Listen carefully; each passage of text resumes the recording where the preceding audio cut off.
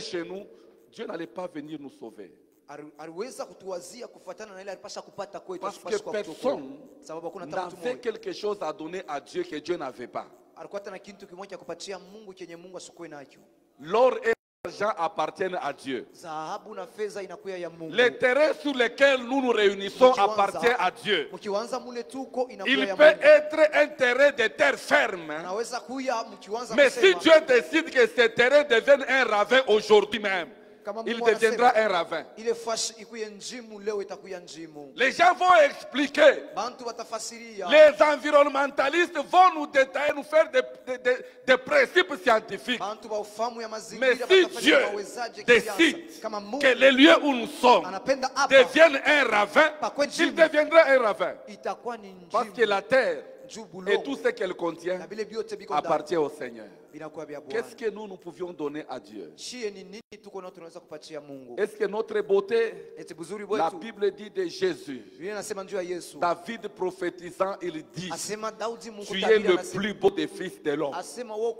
Donc en termes de beauté, il n'y a personne dans son identité là. S'il n'avait pas pris la chair humaine, le corps humain, personne n'allait l'égaler en beauté. Qu'est-ce que nous pouvions lui offrir? Mais Dieu est venu à cause de l'amour pour nous trouver là où nous étions. Dieu ne nous a pas aimés parce que nous sommes devenus enfants de Dieu. Il nous a aimés étant dans le péché. C'est pourquoi il est venu. Il n'avait aucun intérêt. Et Dieu aimerait que le même amour, nous puissions l'avoir envers nos frères et nos sœurs. La parabole que nous venons de lire est beaucoup plus éloquente que mes mots ce matin. Un docteur de la loi s'approche de Jésus. Il dit, pose à Jésus, quel est le plus grand commandement? Que dois-je faire pour hériter la vie éternelle? Il dit, voici le commandement. Tu aimeras l'Éternel ton Dieu. Il parle, il finit. Mais comme cet homme n'était pas parti auprès de Jésus avec l'intention d'apprendre, mais il est allé avec l'intention de le tenter, de l'éprouver. Jésus dit, il donne les commandements et le monsieur pose la question, qui est mon prochain? Jésus lui donne la parabole. Un homme descendait de Jérusalem à Jéricho. Mais sous le chemin, il a été attaqué par des bandits qui ont pris tout ce qu'il avait. Ils l'ont frappé. Louis II dit ils le chargèrent de coups. Ils l'ont frappé sérieusement en le laissant à demi-mort. Ils sont partis. Cet homme, sa vie était en danger. Il était entre la vie et la mort. Et la Bible dit, la première personne qui est arrivée, la première personne qui est arrivée là où était cet homme, ce n'était pas n'importe qui. C'était un sacrificateur. Alléluia. Amen. Un sacrificateur. Un serviteur au temple. L'homme qui avait la charge d'enseigner la loi de Dieu. L'homme qui avait la charge de bénir le peuple de Dieu au nom de Dieu. Cet homme, c'était un juif. Un hébreu. Sacrificateur de la tribu de Lévi. C'est que cet homme-là n'était pas n'importe qui. C'était des hommes honorés en Israël. Ces gens, ils avaient pour héritage Dieu. Les Lévites n'ont pas hérité des territoires propres à eux en Israël. Dieu leur a dit, moi-même, je suis votre héritage. Donc ces gens-là, c'était quelqu'un qui connaissait Dieu. il connaissait la loi de Dieu, il enseignait la loi de Dieu. C'est l'homme qui portait la tiare où c'était écrit sainteté à l'Éternel. Il n'était pas n'importe qui. Mais quand il est arrivé, là où il y avait cet homme qui était battu, la Bible déclare, il l'a vu et il passa outre. Écoutez-moi bien, l'amour dont je parle n'est pas une affaire de paroles, ce n'est pas une affaire de sentiments, c'est une affaire d'attitude, une affaire des actes que nous posons au quotidien.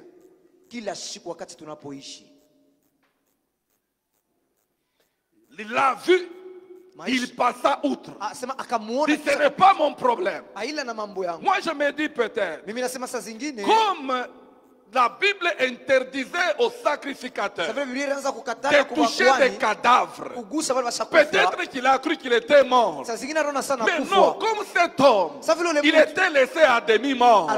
C'est que quelque part, il respirait. Quand il l'a vu, sûrement il a vu les signes vitaux. Il y a des signes qu'on peut palper, il y a des signes qu'on peut voir. On peut voir si la personne respire encore. À cause des douleurs, il pouvait être en train de faire. Il a entendu ça, mais il est passé outre. Il est parti. Le Lévite est venu, un autre serviteur de Dieu, un homme mis à part. Il a vu la personne dans cet état. Il est parti. Mais qui s'arrête, c'est quelqu'un que les Juifs considéraient comme quelqu'un qui est issu de mélange. Quand vous prenez les Samaritains, ils n'avaient pas de valeur aux yeux des Juifs en ce qui concerne les choses spirituelles. Parce que les Samaritains, on les considérait comme les gens de mélange. Quand vous lisez l'histoire, la conversation de Jésus avec la femme samaritaine, vous allez comprendre. C'est cet homme moins spirituel là, qui n'était pas au même degré de spiritualité que les sacrificateurs. C'est cet homme-là qui s'est arrêté. Il était aussi en train de voyager, mais il s'est arrêté. Il a mis une pause à son voyage. Il n'avait pas prévu de dormir là où il avait dormi ces jours-là. Il est descendu de sa monture. Il a pris cet homme qui était frappé. Il l'a mis sur sa propre monture. Il avait de l'huile. Il avait du vin. Il a utilisé sa provision de vin. Il a utilisé sa provision d'huile pour d'abord panser les plaies de cet homme. Au moment où ceux-là qui enseignent la parole de Dieu avaient abandonné cet homme. Vous savez, des fois la méchanceté que nous trouvons chez les chrétiens qui prient, qui parlent en langue et qui prophétisent, des fois quand vous regardez leur degré de méchanceté, vous vous dites, hein, même chez les païens, on ne sait pas trouver une telle méchanceté. Je me rappelle, alors que nous étions à la première année à l'université, parmi les enseignants qui nous donnaient cours, il y avait deux enseignants issus de la même tribu. L'un était pasteur, un bon prédicateur, et l'autre, on disait qu'il était dans les histoires. Mais un jour, je vois les gens sont allés dire non, on va voir même les pasteurs là. Il leur a dit, quel pasteur? Les tribalistes là. On a constaté que celui qui était païen là, il pouvait même aider les gens. Alors que ceux-là qui prêchent la parole là, ils étaient ancrés dans le tribalisme.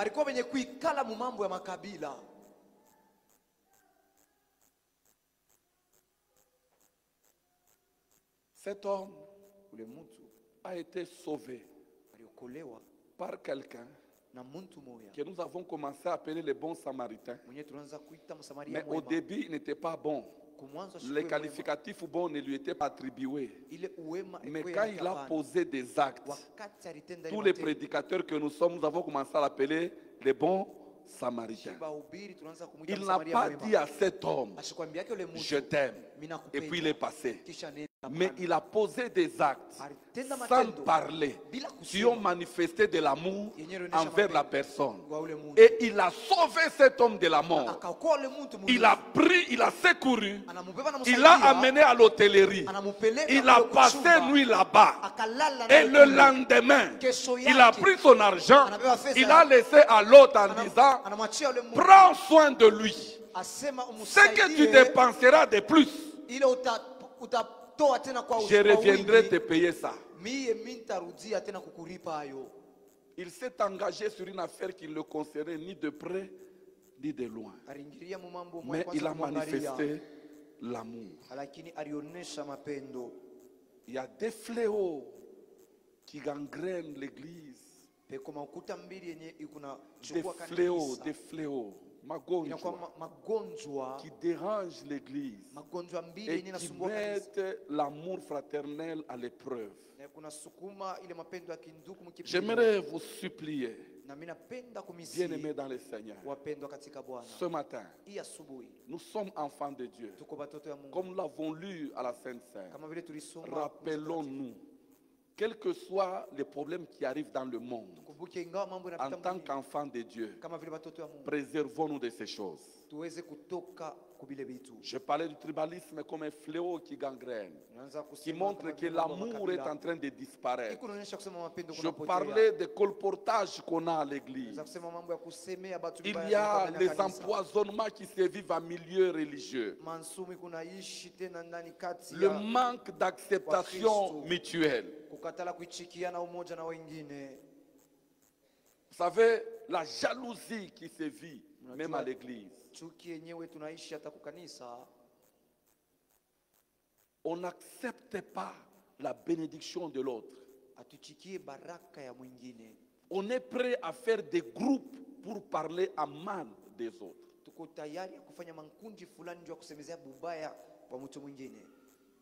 Je me rappelle dans Nombre chapitre 12, versets 1 à 2, les gens d'une même famille, ici des mêmes parents, Myriam et Aaron, la Bible dit ils parlèrent contre Moïse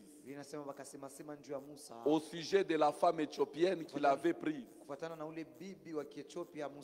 car il avait pris une femme éthiopienne. Ils ont parlé au sujet de la femme, n'est-ce pas? Mais lisez le verset 2. Où est l'histoire de la femme dedans? Ils parlèrent au sujet de la femme éthiopienne, parce que Moïse avait pris une femme éthiopienne. Mais regardez, il dit, est-ce seulement par Moïse que l'Éternel parle? N'est-ce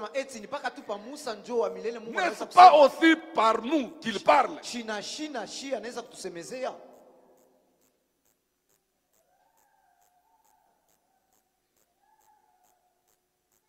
Alors qu'il s'agissait de l'histoire de leur belle-sœur,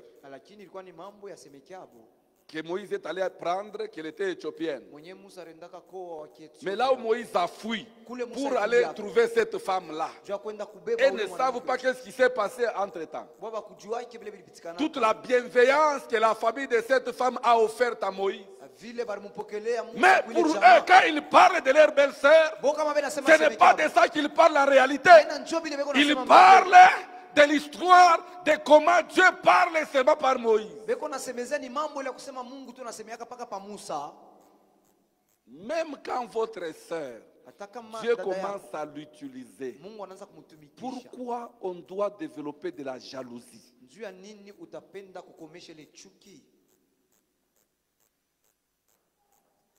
Abel est mort d'une histoire qu'il ne comprenait pas lui-même.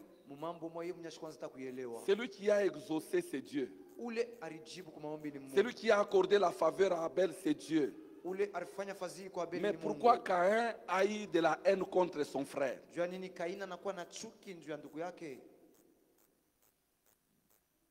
Pourquoi? Même sur la bénédiction qui est venue de Dieu lui-même, ça a provoqué de la haine dans le cœur de quelqu'un. La jalousie. L'amour plein d'hypocrisie. Même quand on se montre les dents, mais des fois des choses qui se disent, vous vous posez la question, nous sommes dans quel monde? Et ce qui est compliqué, c'est que vous les trouvez parmi les chrétiens. Sortez de ces choses. Le Seigneur revient bientôt. Sortez de ces choses.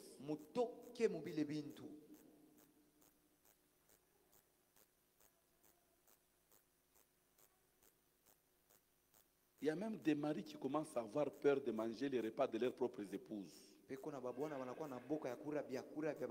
Parce qu'ils ne savent pas ce qui peut se passer.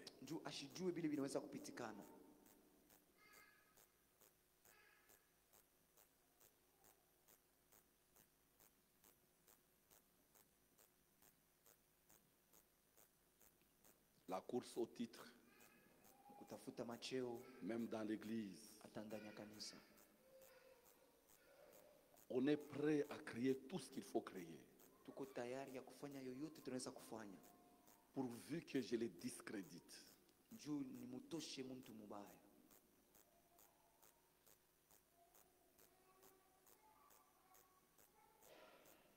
savez, l'esprit de compétition a fait que des gens comme les Adonija se sont levés. La mort est entrée dans la famille comme ça, à cause de la haine. Les soucis de paraître fait qu'on n'aime pas les gens. Dans 2 Timothée chapitre 3, le verset 1 à 5, on ne va pas lire ça. Le Seigneur, par l'apôtre Paul, nous communique les signes du temps de la fin. Dit, les temps seront difficiles. Ces gens-là qui ont des cœurs comme ça, ils sont à l'église. Ils sont entrés à l'église. Mais en réalité, leurs cœurs ne sont pas convertis. C'est comme ça qu'ils se promènent avec une forme de venin. Il faut éteindre l'amour parmi les enfants de Dieu. Et ils savent très bien, si la flamme de l'amour est éteinte, il n'y aura pas de miracle à l'église. Il n'y aura pas de révélation authentique à l'église. Il n'y aura pas de guérison à l'église. Les païens ne vont pas se convertir parce qu'ils auront peur de venir à l'église. Mais j'aimerais dire à tous les peuples de Dieu qui me suivent ce matin, l'amour reste la base de ce que Dieu fait, de l'œuvre que nous faisons. Ça reste la base.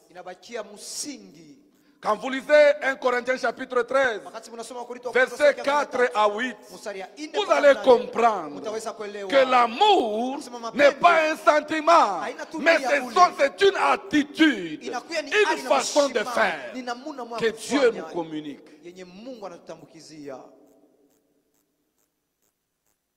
Mais quand tu commences par le premier verset, vous allez voir que lorsque cette vertu disparaît, c'est fini.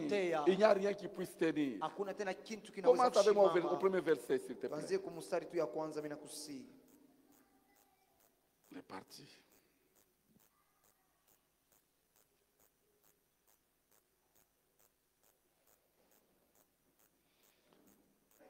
Il dit quoi? Quand je parlerai les langues des hommes et des anges, si je n'ai pas la charité, je n'ai pas l'amour, je suis un airain qui résonne ou une cymbale qui retentit. Les gars, est où? Frère, pikambele il est tout nani cymbale yako payo inyewe. Ushi peson nani mélodie mais oui pique tout cymbale pa yo inye pika nguvu pika nguvu. Voilà, quand on fait rabachaka sans l'amour là, c'est ce qui sort là. Ce qui est sorti, c'est une mélodie. On appelle ça comment? Bruit. Le bruit fait quoi? Dérange.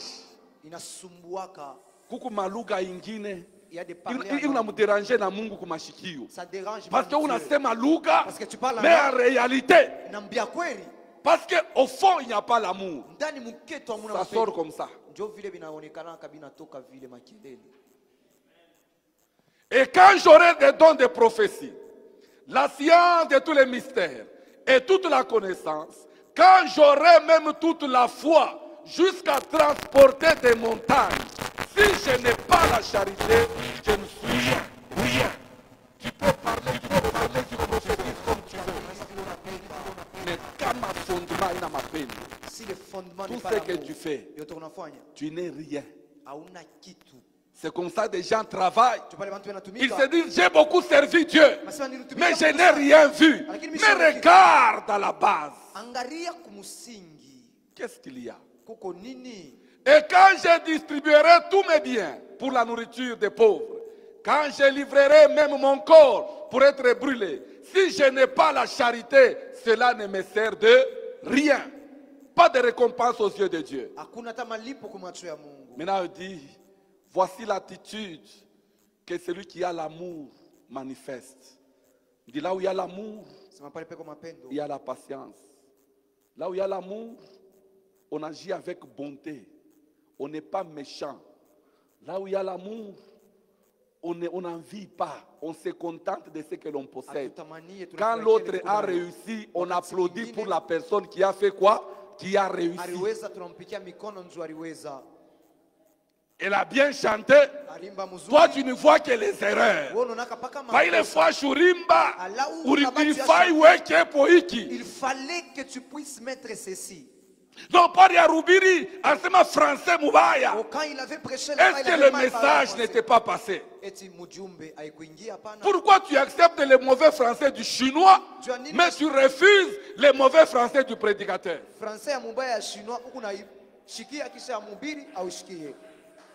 D'ailleurs, si c'était moi à sa place, il est versé Ribeba, il t'a fait qu'il tourne mouille marquis, bartafuta kunishikia. Et puis quoi? La charité ne se vante point. On n'agit pas avec orgueil. Bref, c'est une attitude que Dieu attend de nous. Alors, quand on parle de l'amour fraternel, le texte que j'ai pris à Luc nous parle de l'amour du prochain. Certes, l'étendue de ces deux n'est pas la même.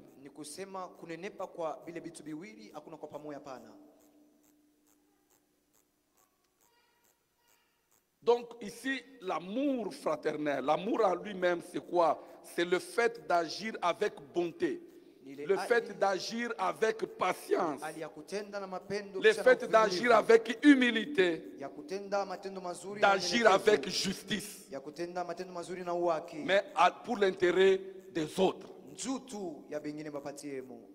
Et en parlant de l'amour fraternel, c'est ce qui se réalise, qui concerne notre relation avec les frères et sœurs dans la foi. Amen. Amen. Donc, nous devons agir avec bonté, agir avec patience, avec humilité, agir avec justice à l'égard des frères et sœurs dans la foi.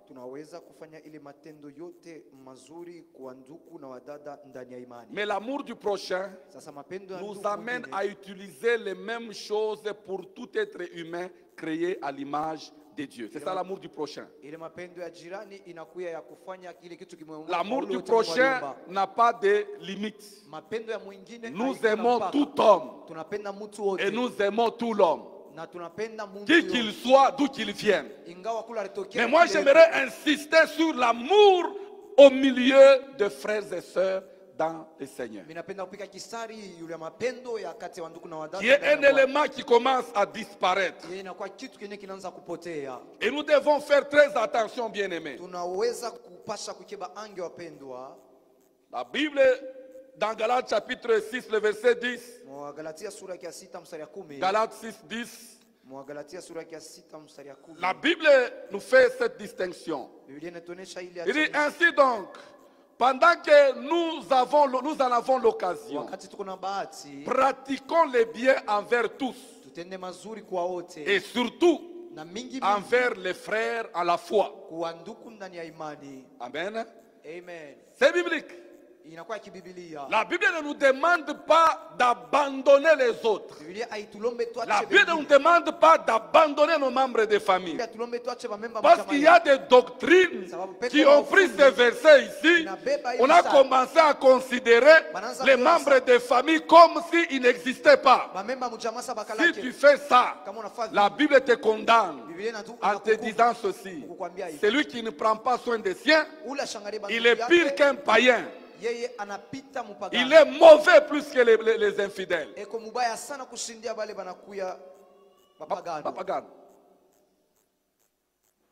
Mais nous devons avoir l'amour du prochain.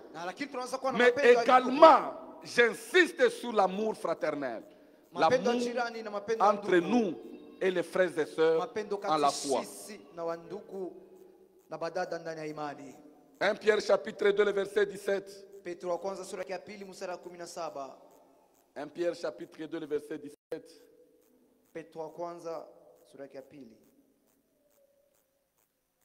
Honorez tout le monde. Aimez le frère. Craignez Dieu. Honorez le roi. Amen. Amen. Aimez le frère. Alors, pourquoi nous devons développer l'amour fraternel? Quelle est l'importance de cela? La première des choses, c'est que l'amour est la nature de Dieu lui-même. Amen. Amen. Tout celui qui s'appelle enfant de Dieu, il doit avoir cette vertu en lui. Tu ne peux pas marcher avec Dieu, mais tu as la nature du diable. Quelqu'un disait ceci: le diable peut tout copier. Il peut copier les miracles. Il peut copier je ne sais pas, les prédications. Le diable peut tout copier. Mais une chose qu'il ne peut pas copier, il ne peut pas copier l'amour. Le diable ne peut pas aimer. Ça revient, c'est une propriété exclusive de Dieu. Et de tous ceux-là qui sont nés de Dieu, ils doivent aimer. Pas en parole, mais en les montrant dans l'attitude, dans notre façon de faire. Vous savez, en tant que pasteur, des fois, je sais que tel et tel, tu reçois l'autre parle à mal. L'autre parle à mal. Mais quand tu les vois venir,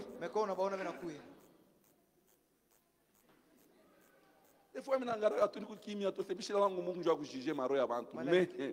changer.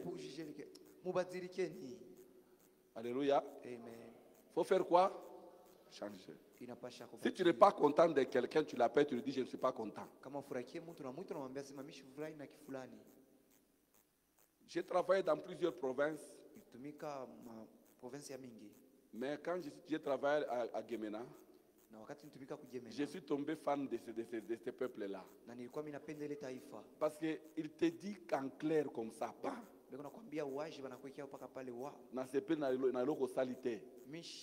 ne l'entendras pas derrière toi. Il te le dit comme ça. Quand vous devez arranger, vous arrangez. Tu peux voir les gens qui se tiraillent le matin. Et puis après, ils commencent à rigoler entre eux. Ils sont sérieux, clairs. On dit Moulangia Pembe. Moulangia Pembe. Chupa ya mweupe. Une bouteille blanche. Donc tout ce qui est à l'intérieur là est visible. Mais les chrétiens, c'est une bouteille noire, très opaque. Tu regardes à l'intérieur là, tu ne vois pas. Ce que tu vois de l'extérieur, c'est bon. Mais quand tu mets la main dedans, tu es foutu. Soyons une race pure d'enfants de Dieu. Alléluia. Une race pure. Dans 1 Jean chapitre 4, verset 10 à 11. 1 Jean 4, 10 à 11. Ça veut dire, et cet amour consiste non point en ce que nous avons aimé Dieu, mais en ce qu'il nous a aimés et a envoyé son Fils comme victime expiatoire pour nos péchés. C'est Dieu qui aime en premier.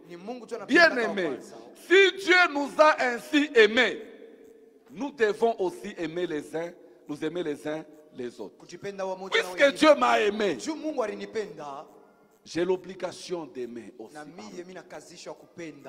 Alléluia. Amen. L'amour, c'est un commandement divin. C'est un commandement divin. Ça n'a pas commencé dans le Nouveau Testament.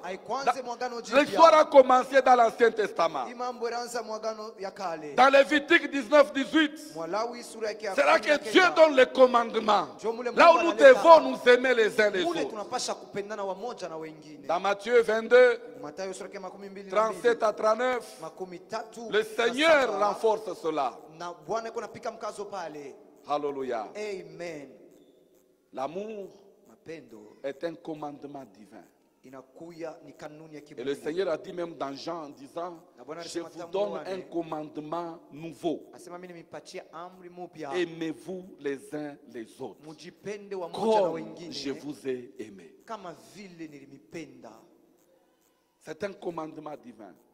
En d'autres termes, celui qui n'aime pas, il désobéit au commandement. Et puisqu'il désobéit au commandement, il ne peut pas bénéficier des grâces du Seigneur.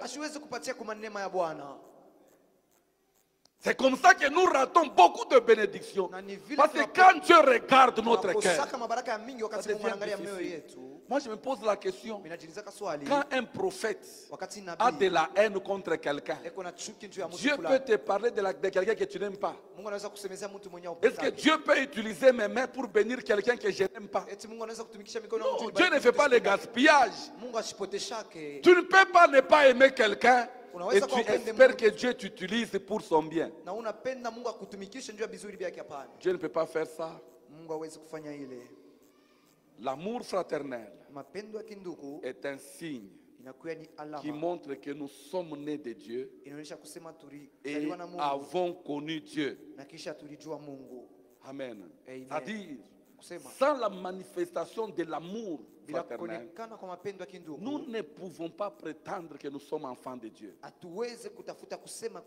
Ça, j'aimerais qu'on lise dans 1 Jean chapitre 4, versets 7 à 8. 1 Jean 4, 7 à 8.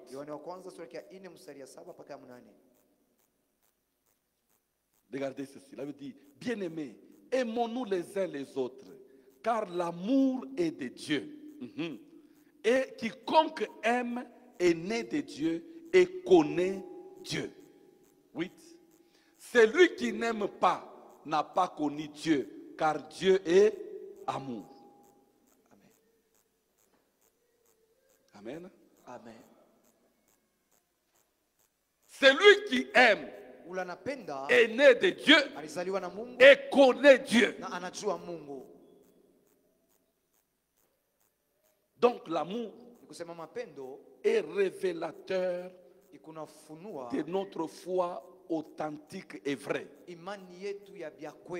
Celui qui n'aime pas, il n'a pas une foi authentique. Sa foi n'est pas vraie. Celui qui aime, il est né de Dieu. Alléluia. Amen. L'amour fraternel est une vertu qui nous distingue des païens. C'est une vertu qui nous distingue des païens.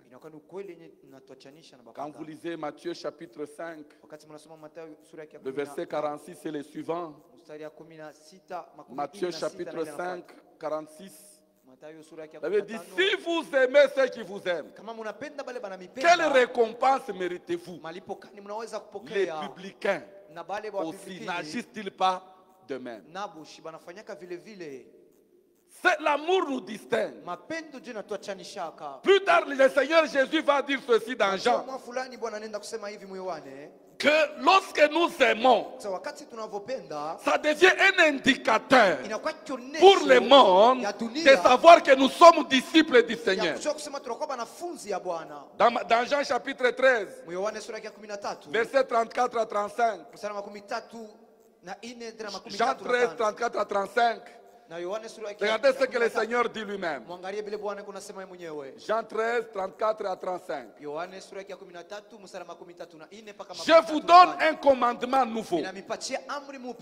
Aimez-vous les uns les autres comme je vous ai aimé. Donc sur le modèle de mon amour pour vous, n'aimez pas sur le modèle du monde, mais aimez comme moi je vous ai aimé. Voici le modèle de l'amour. C'est l'amour de Christ envers nous. Et c'est le même modèle que nous devons imiter. Mais il dit quoi? À ceux-ci, tous connaîtront que vous êtes mes disciples si vous avez de l'amour les uns pour les autres.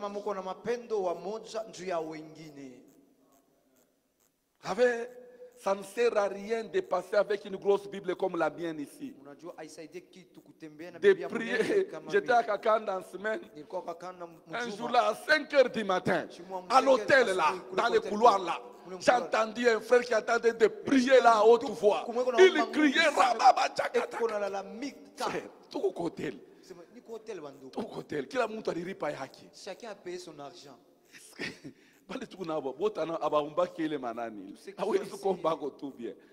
Bon, moi je suis pentecôtiste. Quand quelqu'un prie comme ça ne me dérange pas. Mais quand même. Mais ce n'est pas de ça qu'il s'agit. Il s'agit des actes dans notre manière de faire qui montrent que réellement nous sommes disciples du Seigneur. Il dit à ceux-ci, tous connaîtront. Voici l'indicateur qui montre que réellement vous êtes mes disciples. Ce n'est pas en priant en langue. Frère, ce n'est pas ça. Mais c'est en posant les actes qui démontrent l'amour véritable les uns vis-à-vis des autres. J'aimerais dire aux frères et sœurs de l'église, arrêtez d'aller kushimangana mu quartier na bapaïen. Des fois les païens commencent à se plaindre et ça nous parvient même aux oreilles. Mais je vais aller faire quoi là-bas? Parce que entre vous là, vous parlez mal les uns vis-à-vis des autres. Je disais aux serviteurs, la loyauté. Un peu comme ça là. La loyauté, c'est être capable de ne dire des choses de quelqu'un que si vous êtes à mesure de les répéter en sa présence. Si tu ne peux pas répéter ça en la présence de la personne, ne le dis pas en son absence. Alléluia. Amen.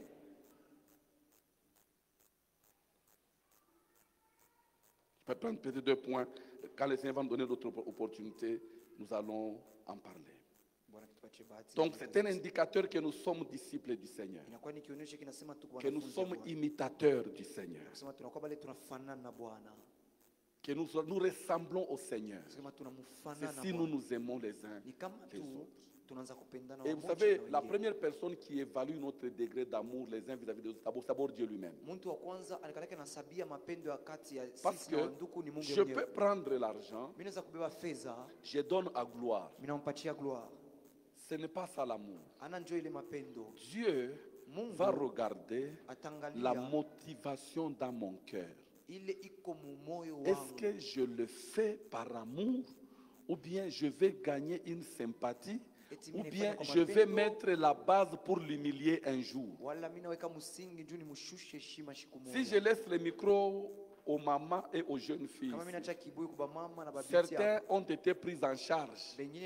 C'était comme des actes de bonté, mais ceux qui les prenaient en charge se sont retournés un jour en leur disant, moi tout ce que j'ai fait pour toi, qu'est-ce que j'obtiens en retour?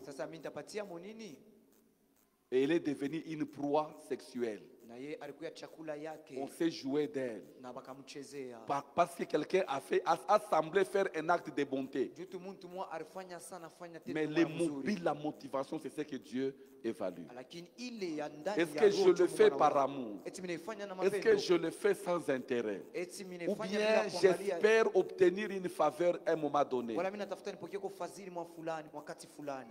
Alléluia. Amen. L'amour fraternel, c'est même l'accomplissement de la loi. C'est le lien de la perfection. Dans Colossiens chapitre 3, le verset 14, le Seigneur mentionne cela. C'est le lien de la perfection. Alléluia. Amen. Dit par-dessus toutes choses, ces choses, revêtez-vous de la charité qui est le lien de la perfection. Celui qui n'aime pas ne peut pas prétendre aller vers la perfection. Mais dans Romains chapitre 13, Romains 13, 8 à 10, qu'est-ce que l'apôtre Paul nous dit? Romains 13, 8 à 10. Dit, ne devez rien à personne, si ce n'est de vous aimer les uns les autres, car celui qui aime les autres accomplit la loi. Amen. Donc, c'est l'accomplissement de la loi. Et même, nous sommes débiteurs. Nous sommes tous débiteurs. Les uns vis-à-vis des autres. Même si c'est la seule dette que nous avons tous les jours, quand nous nous réveillons, sachons que nous avons une dette envers le prochain et les frères et sœurs. Il dit quoi? Ne devez rien à personne.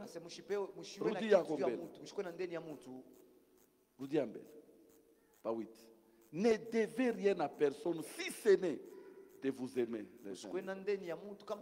Donc, quand tu te réveilles, même si tu ne me dois pas de l'argent, tu me dois l'amour. Alléluia. Amen. Tu me dois quoi? Maintenant, verset 9. Regardez ça. En effet, les commandements, tu ne commettras point d'adultère, tu ne tueras point, tu ne déroberas point, tu ne convoiteras point. Et ce qu'il peut encore t'y avoir se résume dans une seule parole: tu aimeras ton prochain comme toi-même. Et puis 10, l'amour ne fait point de mal au prochain. L'amour est donc l'accomplissement de la loi. Amen. Amen. Et sans aimer les frères et sœurs, et sans aimer les prochains, nous ne pouvons pas prétendre aimer Dieu. Alléluia. Amen. Nous ne pouvons pas prétendre aimer Dieu. 1 Jean chapitre 4 verset 20. Je prends 2 points puis je vais m'arrêter par là pour ce matin. 1 Jean chapitre 4 verset 20. Si quelqu'un dit j'aime Dieu et qu'il haïsse son frère, c'est un menteur. Car celui qui n'aime pas son frère, qu'il voit, comment peut-il aimer Dieu qu'il ne voit pas? Alléluia. Amen. Qui a déjà vu Dieu ici? Personne. Même Moïse, il avait vu le dos. Il n'a pas vu la face de Dieu. Les gens ont entendu la voix de Dieu. Ils n'ont pas vu Dieu. Alors, nous ne pouvons pas prétendre aimer Dieu que nous ne voyons pas sans aimer les hommes que nous voyons. Alléluia. Amen. Chers frères et sœurs, j'aimerais vous dire ce matin que l'amour reste la base de notre foi. Nous avons été sauvés grâce à la manifestation de l'amour. Nous ne pouvons pas vivre la vie chrétienne sans amour. Je vous ai dit, c'est un élément simple, mais qui est en voie de disparition dans l'église de ma génération. Les problèmes, l'heure est grave. Nous devons revenir à ce fondamental. Nous devons revenir à ce qui est basique.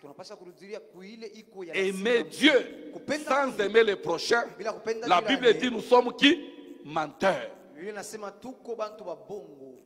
Et dans 1 Jean 3, 15 à 16, la Bible va même plus loin. Que celui qui hait son frère est un meurtrier. Dit quiconque hait son frère est un meurtrier. Et vous savez qu'aucun meurtrier dans la vie éternelle demeurant en lui. Beaucoup de gens sont des assassins. Beaucoup sont des meurtriers. Peut-être nous condamnons les bandits qui viennent avec les machettes. Mais beaucoup de gens dans leur cœur, à cause de la haine, sont des meurtriers. Quiconque hait son frère, il est un meurtrier. 16. Le suivant, frère.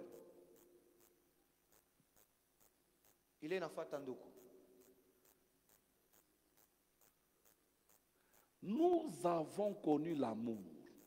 En ce qu'il a donné sa vie pour nous, nous aussi, nous devons donner notre vie pour nos frères. Je termine ce matin partiellement en disant ceci.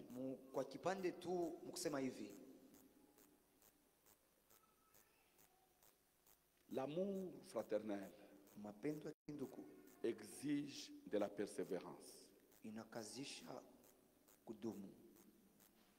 Je vais parler prochainement des caractéristiques de l'amour fraternel.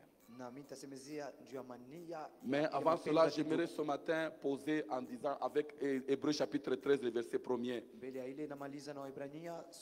Hébreux 13, 1. La Bible dit ceci. Regardez, un verset très court là. Persévérer dans l'amour fraternel. Cela veut dire quoi? Ça signifie, quand la Bible parle de la persévérance, Patrick, celui qui a la bonne définition de la persévérance, ça signifie quoi la persévérance? Faire quoi?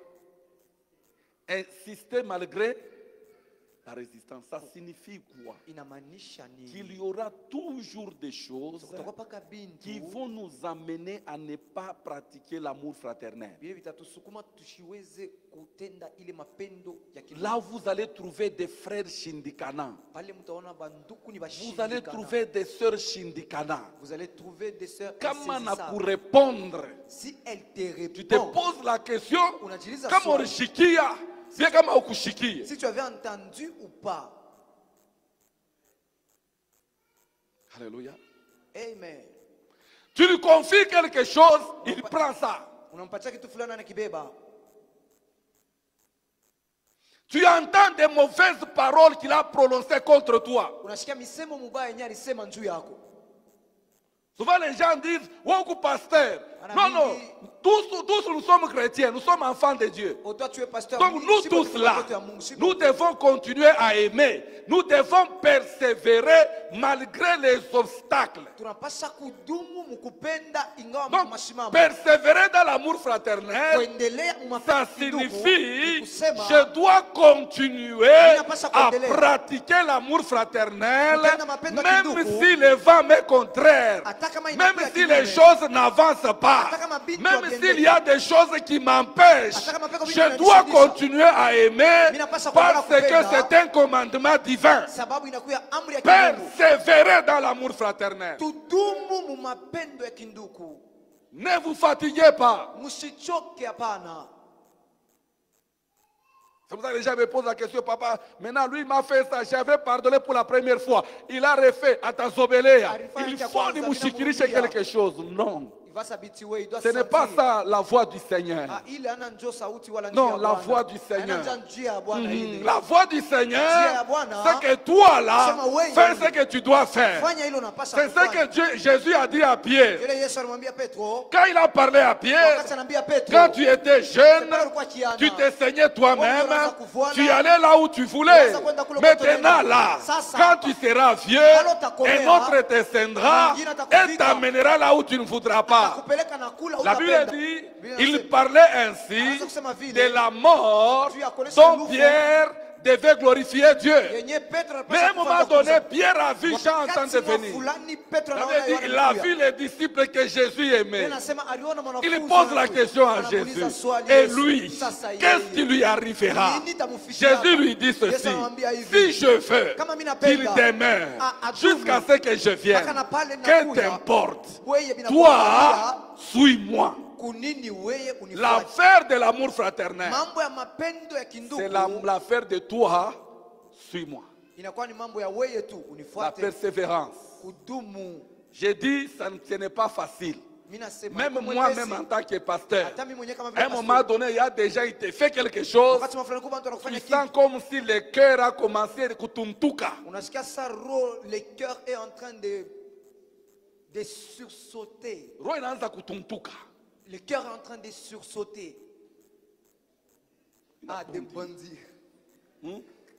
Unangalia tombe, vieil homme anaanza kubouger dalle. Le vieil homme commence à bouger dalle. Anaanza kubouger dalle. Il bouge. Unaanza kukumbuka. Tu commences à te rappeler. Vile unekalaka vile sasa. Kanaanza kutafuta kupanda. Mekumbuka. Toi, suis-moi. Persévérons.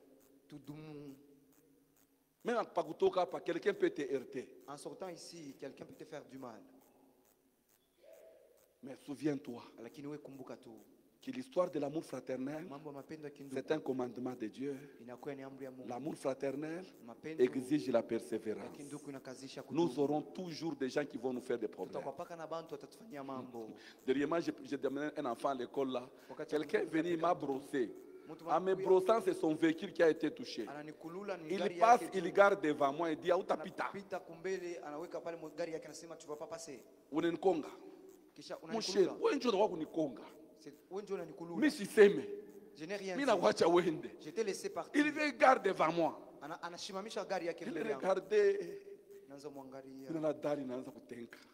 J'ai vu le vieil homme commencer à se réveiller.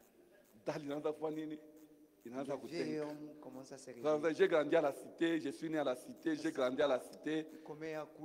À notre époque, à la cité, parmi les activités quotidiennes, il y a la bagarre. La bagarre, c'est parmi les choses avec lesquelles nous on a grandi. Alors quand tu vois la dalle, les vieux hommes commencent à bouger la dalle là.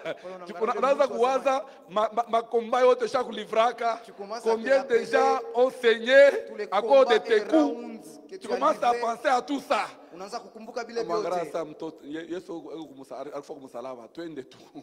Jésus est mort à la croix, allons seulement.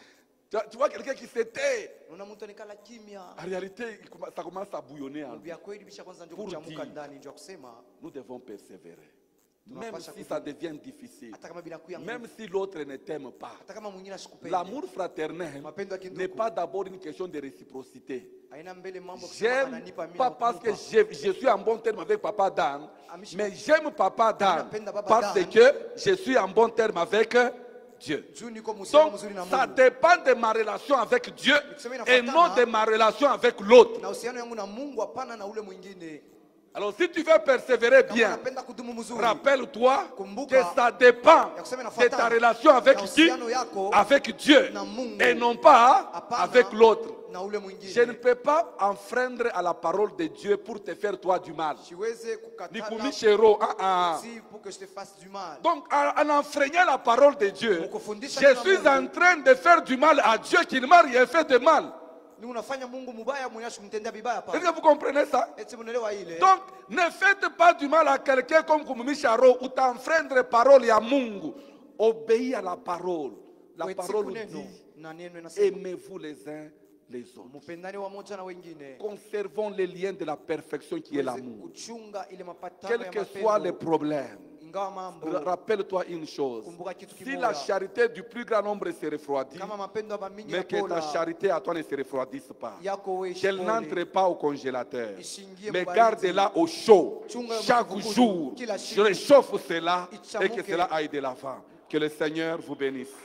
Frère Gaston.